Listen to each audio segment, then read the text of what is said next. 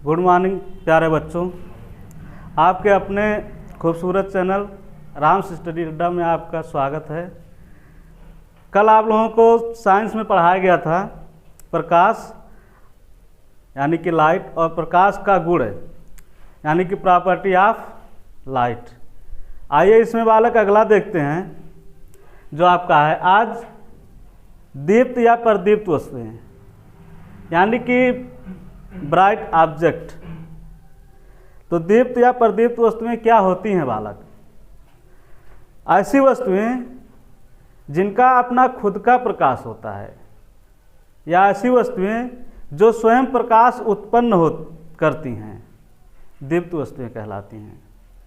मतलब बालक को उन्हें किसी दूसरे प्रकाश की ज़रूरत नहीं है, ठीक है। मतलब वो वस्तुएं खुद प्रकाश उत्पन्न करती हैं और खुद के प्रकाश से ही प्रकाशित होती हैं। प्रकाशित होने के मतलब बालक ये है कि खुद के प्रकाश से वो दिखाई देती हैं।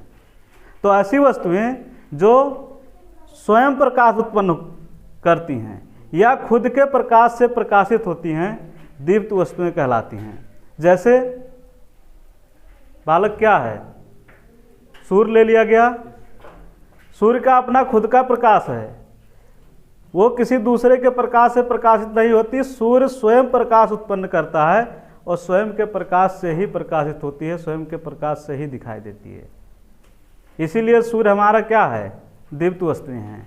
बालक सूर्य को देखने के लिए हमें किसी प्रकाश के माध्यम की आवश्यकता नहीं है कि टॉर्च मारेंगे तब भी सूर्य दिखाई देगा, ऐसा नहीं है। सूर्य के पास स्वयं अपना खुद का प्रकाश है, उसे किसी दूसरे से प्रकाशित होने की जरूरत नहीं है। इसीलिए सूर्य को दीप्त वस्तु के अंतर्गत रखा गया है। और दीप्त वस्तुएं बालक दो प्रकार की होती हैं। पहला तो मानव निर्मित, पहला आपका जो होता है प्राकृतिक और दूसरा क्या होता है बालक, मानव निर्मित। तो प्राकृतिक वस्तुओं के अंतर्गत बालक आपका सूर्य होता है। प्राकृतिक वस्तुएं मतलब जिसे मानव ने नहीं बनाया है, ऐसी वस्तुएं जो जिनका निर्माण प्रकृति से हुआ है प्राकृतिक वस्तुएं कहलाती हैं। तो जैसे हमारा सूर्य हो गया, तारे हो गए, ये बालक ऐसी वस्तुएं हैं जो प्राकृतिक हैं। और मानव निर्मित में अगर देख लिया जाए तो जैसे आपका बल्ब हो गया, लालटेन हो गया, टॉर्च हो गया, ये सब दीप्त वस्तुओं के अंतर्गत आते हैं।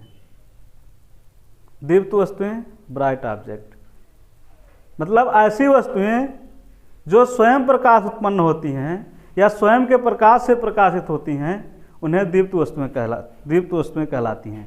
जैसे प्राकृतिक वस्तुओं में देखें तो सूर्य, तारे, और मानव निर्मित वस्तुओं में देखें तो आपका बल्ब हो गया, लालटेन हो गया, दिया हो गया, सलाई हो गया, मतलब बहुत सी वस्तुएं हैं बालक। उसके बाद आइए देखते हैं अदीप्त वस्तुएं, डार्क ऑब्जेक्ट। मतलब ऐसी वस्तुएं जिनका स्वयं का प्रकाश ना हो, वो दूसरों के प्रकाश से प्रकाशित होती हैं या दीप्त वस्तुओं के प्रकाश से प्रकाशित होती हैं। ऐसी वस्तुओं को बालक अप्रदीप्त वस्तुएं कहते हैं। मतलब बहुत सी वस्तुएं ऐसी होती हैं जो दूसरों के प्रकाश से प्रकाशित होती हैं। जैसे हमें अगर सूर्य का प्रकाश बालक वस्तुओं पे ना पड़े तो क्या वो वस्तुएं हमें दिखाई देंगी? नहीं दिखाई देंगी। मतलब सूर्य का प्रकाश उस वस्तु पर पड़ा तो उसकी किरणें आपतित हुई और वहाँ से रिफ्लेक्ट होकर बालक परावर्तित होकर के हमारे आँखों पर पड़ी, तब जा कर के हम उस वस्तु को क्या किए, देख पाए। यानी कि ये वस्तुएं स्वयं इनका प्रकाश नहीं है, ये सूर्य के किरणों से या सूर्य के प्रकाश से प्रकाशित हुई हैं। सूर्य की प्रकाश इन पर पड़ी तब ये वस्तुएं हमको दिखाई दी। इसलिए बालक इन वस्तुओं को अप्रदीप्त वस्तुएं बोला जाता है। अप्रदीप्त वस्तुएं मतलब ऐसी वस्तुएं जिनका स्वयं का प्रकाश ना हो, वो दूसरों के प्रकाश से प्रकाशित हों, ऐसी वस्तुओं को अप्रदीप्त वस्तु कहा जाता है, डार्क ऑब्जेक्ट कहा जाता है। इसमें भी बालक मानव निर्मित, प्राकृतिक और मानव निर्मित दो प्रकार की वस्तुएं आती हैं। जैसे आपका चंद्रमा हुआ, चंद्रमा बालक उसके पास स्वयं का प्रकाश नहीं होता है, वे सूर्य के प्रकाश से प्रकाशित होती हैं। सूर्य के प्रकाश से किरणों को अवशोषित करके इकट्ठा कर लेती हैं। और देखते हैं सूर्य डूबने के बाद भी चंद्रमा रातों में चमकता रहता है। तो वही किरणों को अवशोषित करके बालक उन किरणों को निकालता रहता और उन्हीं किरणों की वजह से ये प्रकाशित होता है। बहुत सी वस्तुएं देखते हैं बालक कि सूर्य डूबने के बाद भी दिखाई देता है कुछ देर तक। ऐसा क्यों होता है, कभी सोचे हैं? वो सूर्य के किरणों से या सूर्य के प्रकाश से तो प्रकाशित होता है, लेकिन बालक क्या करता है, पूरा दिन सूर्य के प्रकाश को अवशोषित करता रहता है। पूरा दिन सूर्य के प्रकाश को अवशोषित किया,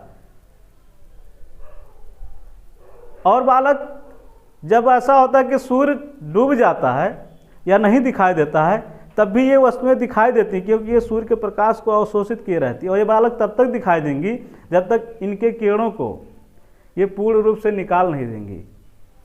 जब तक ये किरणें उन वस्तुओं से पूर्ण रूप से परावर्तित नहीं हो जाएंगे, निकल नहीं जाएंगे, तब तक ये वस्तुएं दिखाई देंगी, भले ही अप्रदीप्त वस्तुएं हैं। तो बालक ये आपका, आइए देखते हैं दीप्त या प्रदीप्त वस्तु यानी कि ब्राइट ऑब्जेक्ट। वे वस्तुएं जो स्वयं प्रकाश उत्पन्न करती हैं दीप्त या प्रदीप्त वस्तुएं कहलाती हैं। ये दो प्रकार की होती हैं, जैसे प्राकृतिक यानी कि सूर्य और तारे, और दूसरा बालक आपका मानव निर्मित विद्युत बल्ब, टॉर्च, लालटेन। अप्रदीप्त वस्तुएं डार्क ऑब्जेक्ट, वे वस्तुएं जो स्वयं प्रकाश उत्पन्न नहीं करती बल्कि प्रदीप्त वस्तुओं के प्रकाश से प्रकाशित होती हैं, अप्रदीप्त वस्तुएं कहलाती हैं। जैसे आपका प्राकृतिक वस्तु में आपका चंद्रमा आ जाएगा, मानव निर्मित वस्तु में आपका मेज आ जाएगा, कुर्सी आ जाएगा, साइकिल आ जाएगा, और बालक बहुत सी वस्तुएं हैं जो सूर्य के प्रकाश से प्रकाशित होती हैं या प्रदीप्त वस्तुओं के प्रकाश से प्रकाशित होती हैं। इसका आप लोग स्क्रीनशॉट ले लीजिए। आइए बालक अगला डेफिनेशन देखते हैं, प्रकाश किरण। प्रकाश किरण क्या है बालक? यदि प्रकाश के किरणों के चलने की दिशा बालक, प्रकाश के किरणों का चलने का जो मार्ग हो एक सरल रेखा में हो।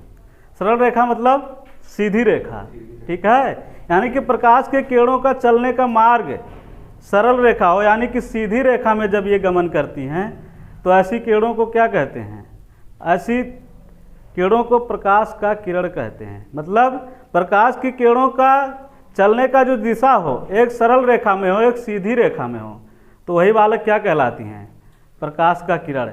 नहीं तो बालक जैसे क्या होता है, प्रकाश ऐसा जरूरी नहीं कि सीधी रेखा में ही गमन करे। वैसे तो प्रकाश की प्रकृति होती है कि वो सीधी रेखा में ही गमन करती है, लेकिन बालक वो अपने मार्ग से कब विचलित होती है? जब माध्यम चेंज हो जाता है, ठीक है। सरल माध्यम से विरल माध्यम में जब जाता है तो प्रकाश क्या होता है? अपने मार्ग से विचलित हो जाती है। प्रकाश ही नहीं बालक, कोई भी वस्तु हो, कोई भी व्यक्ति हो, अगर उसका माध्यम चेंज हो जाता है तो वो अपने मार्ग से विचलित हो जाएगा, ठीक है। तो इसीलिए प्रकाश किरण के बारे में बताया गया है कि प्रकाश के चलने का दिशा जो हो वो एक सरल रेखा में हो, वो एक सरल रेखा में गमन करती हो, सीधी रेखा में गमन करती हो, तो ऐसे प्रकाश को क्या कहते हैं? प्रकाश का किरण। आया समझ में? उसके बाद काटो तो होता है, रुक जा, परिभाषा देखते हैं प्रकाश किरण। प्रकाश किरण क्या है बालक? तो प्रकाश के किरणों के चलने का मार्ग यदि बालक सरल रेखा यानी कि सीधी रेखा में व्यक्त किया जाए तो उसे क्या कहेंगे? प्रकाश किरण कहेंगे। मतलब प्रकाश की किरणों का जो चलने का दिशा हो वो सीधी रेखा में हो, ना कि बालक इधर उधर से मतलब तरंग के रूप में ना चले। वैसे प्रकाश की प्रकृति होती ही है कि वो सीधी रेखा में ही गमन करती है, लेकिन बालक वो अपने मार्ग से विचलित क्यों हो जाती है? जब उसका क्या करते हैं? माध्यम चेंज कर देते हैं। यानी कि प्रकाश की किरण जब सरल माध्यम से विरल माध्यम में जाती है, विरल माध्यम से सघन माध्यम में जाती है, तो अपने मार्ग से क्या होती है? विचलित हो जाती है। इसीलिए कहा गया है कि प्रकाश के किरणों का चलने का मार्ग यदि सीधी रेखा या सरल रेखा में के रूप में व्यक्त किया जाए तो उसे क्या कहेंगे? प्रकाश की किरण है। ठीक है, जैसे यहाँ पे देखते हैं बालक, ये आपका प्रकाश, ये प्रकाश की किरणें हैं और ये किस दिशा में? एकदम सीधी रेखा में गमन करती हैं। ठीक है, तो ये आपका प्रकाश का किरण है। आगे देखते हैं प्रकाश किरण पुंज। पुंज मतलब क्या होता है बालक? समूह। मतलब प्रकाश की जो किरणें हो किस में हो? समूह में हो। ठीक है, पुंज मतलब समूह होता है, वो समूह किसी का भी हो सकता है। विज्ञान की भाषा में इसे पुंज कह दिया गया।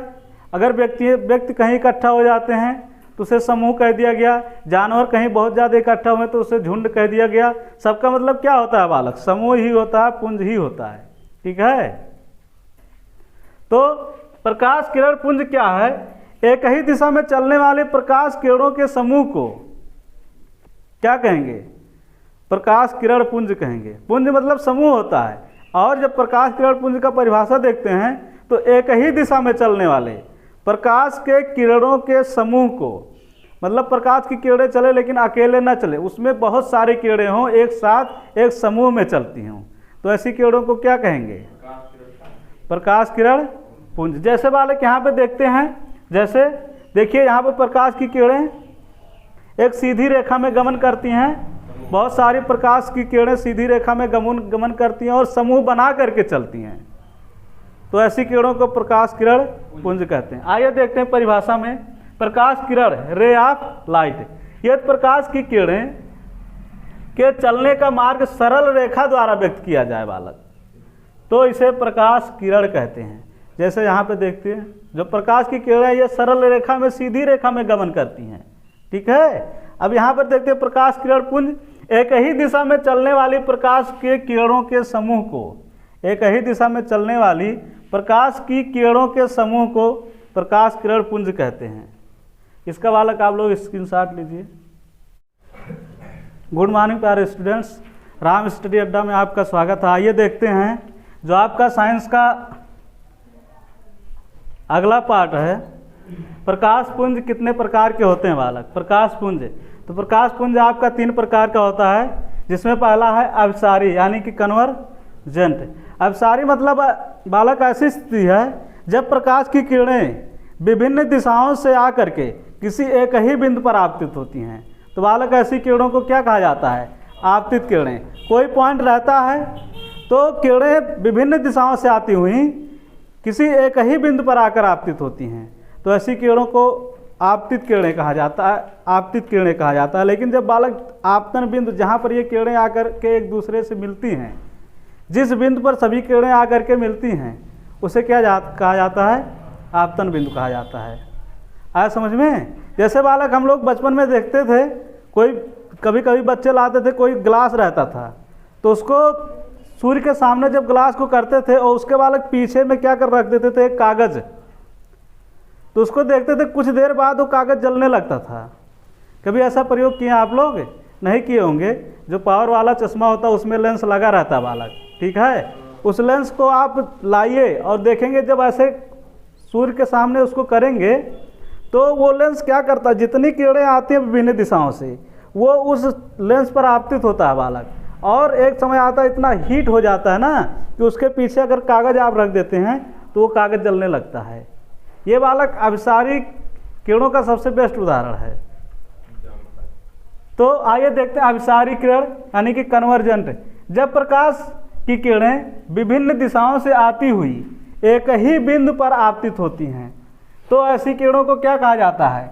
अभिसारी प्रकाश पुंज कहलाती हैं। ठीक है, यहाँ पे देखिए, यहाँ पे आपका एक उत्तल लेंस लगा दिया गया है, इस पर बालक आकर के किरणें जब पड़ रही हैं, देखते हैं किरणें यहाँ पर आकर के आपतित हो रही हैं, यहाँ पर आकर के आपतित, ये किरणें देखिए आकर के आपतित हो रही हैं, और ये किरणें यहाँ से टकराने के पश्चात बालक यहाँ पर आकर के आपतित होकर के इस बिंदु पर आकर के मिल रही हैं किरणें।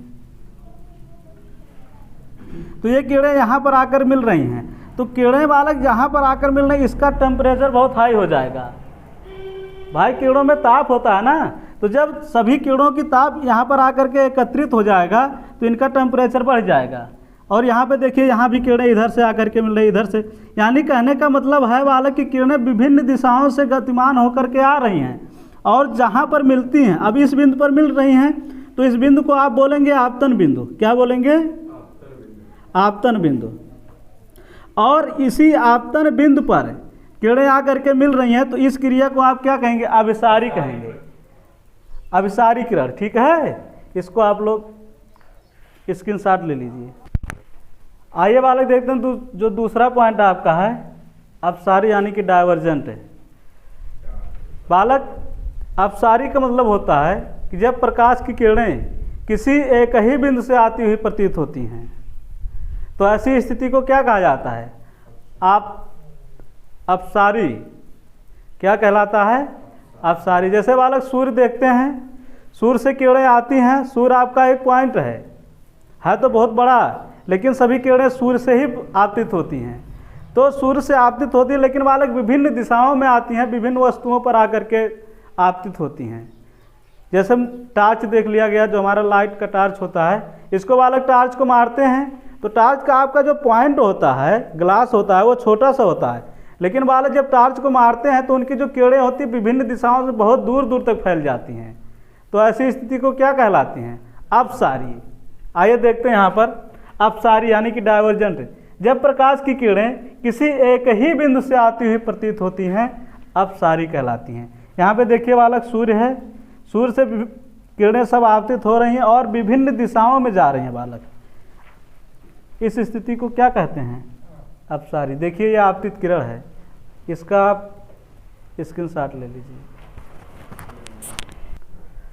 आइए बालक अगला पॉइंट देखते हैं, समांतर। समांतर का मतलब ये होता है बालक, जब कोई दो रेखाएं या दो किरण एक दूसरे के समांतर हो बालक। समांतर मतलब उनके रेखाओं के बीच की दूरी बराबर हो, वो किसी भी दिशा में चल रही हैं तो उनके बीच की दूरी आपस में क्या हो? बराबर हो और एक दूसरे को बालक कभी प्रतिच्छेद नहीं करती हों, तो ऐसी स्थिति को कहा जाता है समांतर।